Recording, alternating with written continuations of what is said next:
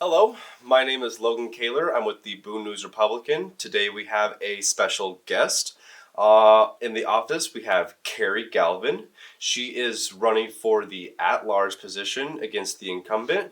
Um, Carrie is coming in today to talk about her stance and a little bit about her background, and then we're going to just ask a few questions to get a little more information about her. All right, Carrie, I'll go ahead and give you the floor. Carrie, tell me about your background. What do you bring to the table? Go ahead. I graduated from Simpson College in 2012 with a degree in biochemistry and religion. And it was a liberal arts school, so I got a lot of exposure to a lot of different perspectives and classes that I probably wouldn't have taken had I not attended a small private liberal arts college here in Iowa. So that was in 2012, and I went on to work in the pharmaceutical industry. I worked in retail pharmacy for several years, and I also worked in a long-term care closed-door pharmacy in Indianola right after college as well. 5 years ago, my husband and I moved to Boone. This is where he was born and raised, and so we wanted to get back to be closer to family. And so we moved in 2015, and I started a job at the hospital in the pharmacy and managed the 340B program for the hospital, which is a government drug discount program that helps the hospital stretch scarce federal resources in order to provide more care to those who are uninsured or underinsured. So I dealt with a lot of different things at the hospital, anywhere from finance to pharmacy, even to patient care, which was one of my favorite parts of the job at the hospital, seeing the patients and making sure that they're getting what they need to get better. I'm also pursuing a master's in business analytics from Iowa State. And so I think that brings a really unique perspective to the city council in terms of looking at data, trying to find new ways to do things, doing more with less. Yeah, that's great, and actually raises a good question. So, being able to do more with less, you'll be in a position where uh, I would say maybe one of your prime responsibilities is to do more with less in terms of the taxpayer dollars. Can you tell me how your experience in the medical field might help with something like that? Sure. So the hospital, and like many rural hospitals across the nation, is financially strapped because of different reasons. And while I was there, I had the opportunity to engage in process improvement teams where we looked at exactly that, doing more with less. And so I have a lot of background in process improvement. And I would love to sit down and take a look at where we're at financially with the city, using my background in business analytics to see if there's a different way, or if we can look at the data differently to do something different to help taxpayers and lower taxes, because that's one thing that I hear frequently as I'm knocking on doors, is that taxes are a main concern. Knocking on doors. See, you are challenging an incumbent who's held the position for several years, um, and this would be your first position in local city government. Tell me about how that experience has been. I knew going in when I made the decision to run that it wouldn't be easy, and that I'd have an uphill battle to climb. And I think that's true for anybody facing an incumbent. Just because they have the exposure and the experience, and electing somebody new to the city council that doesn't have experience is scary. But I'm not one to back down from a challenge, and that's no reason for me to sit back and just continue to let things go the way they are. I feel it's my civic duty to run for city council, to participate in local government, and to make things better. Yeah. Never back down to a challenge. Have you had any challenges thus far? I think anybody that works full time and goes to school full time, getting my master's, is going to find it difficult to run for office because you have 24 hours in a day. At times, my job can be fairly demanding, as can school, and so finding time to fit all the pieces together has been a unique challenge, but one that I wouldn't trade for anything. It's been fun. Yeah, definitely. So, looking down the road, uh, say you're elected and you're on the council, um, how would you handle a difference in perspective? Say, or say you're the only person who thinks one way on a particular issue where everyone else thinks the opposite. Would you take that personally, or how would you handle the situation? You can't take things personally in politics, and that's another lesson that I've learned along this campaign. Um, it's just not how politics works. You shouldn't take things, personally if somebody disagrees with you. I think that's a great opportunity to open the floor up for discussion. And I'd like to see more of that in the city council meetings where a motion is made and then the floor is open for discussion. I think that would be a prime opportunity to talk to those that don't agree with you or may not be on the same side as you, so that your perspective, includes those as well, and you can talk about those differences and make the most informed decision that you can. Yeah. Give me an example of one underaddressed issue that the council, for whatever reason, might not have addressed. That's a really good question. Oh no, it's totally fine.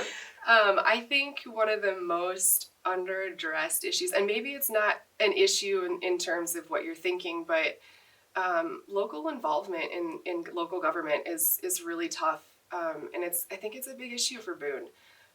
I attended the public hearing for the Midland Power Cooperative agreement, and I was the only citizen that was there outside of those representing the parties involved.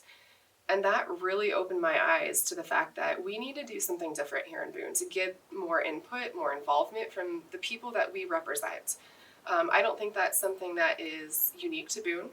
I think I think it's a nationwide issue, even at the level of Congress. I think that they forget that they represent people, and we need to bring it back to the people that we represent and get them involved somehow.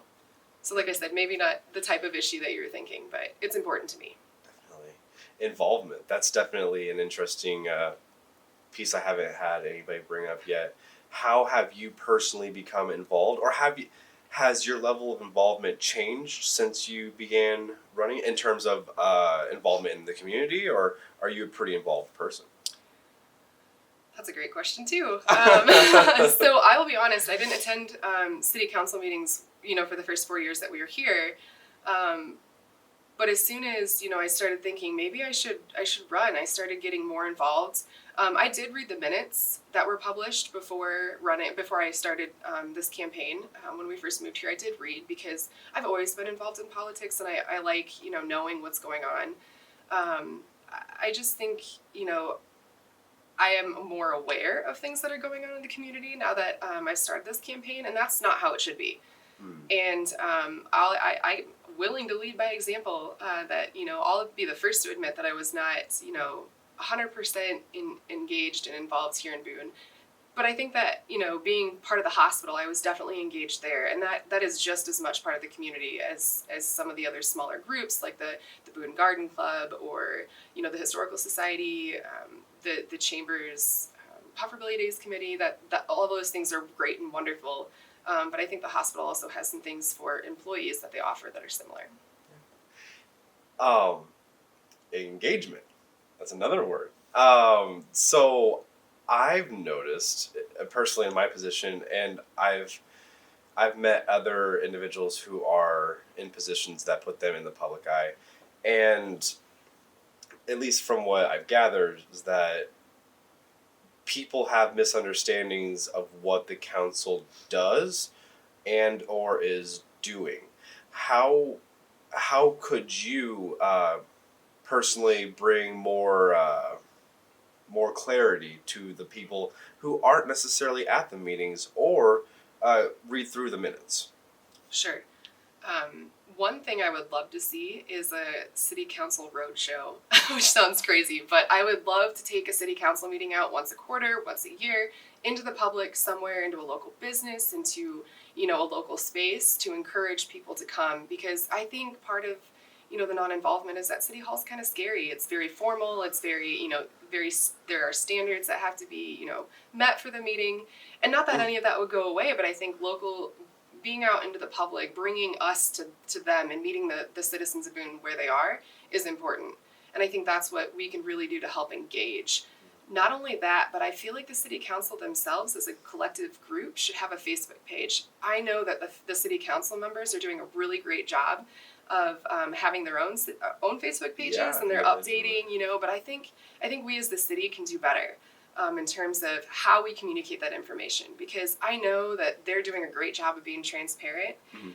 But if it's a perceived issue in Boone that there's a lack of transparency, we need to fix that, because a perceived issue is just as bad as an actual issue, and it needs to be addressed. A Facebook page for them. You know how much easier that would make my job? That would be great. I completely agree.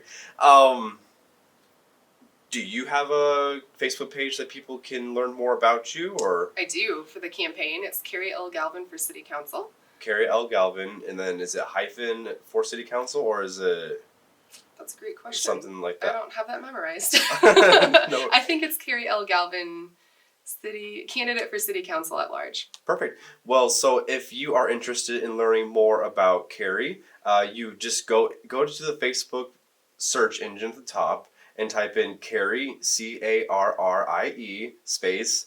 Do you have, is it L. Mhm. L, period, Galvin, Galvin, A-N. My bad.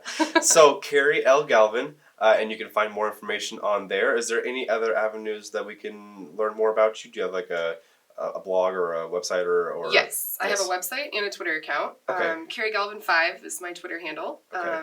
And if you're interested remotely in my personal, it's Woobin Stuttered, which is a little bit harder to find Yeah. because it has my maiden name in it, which is hard to spell. And also I have a website. It's carrieforcouncil.org. Carrieforcouncil.org. Mm-hmm. Perfect.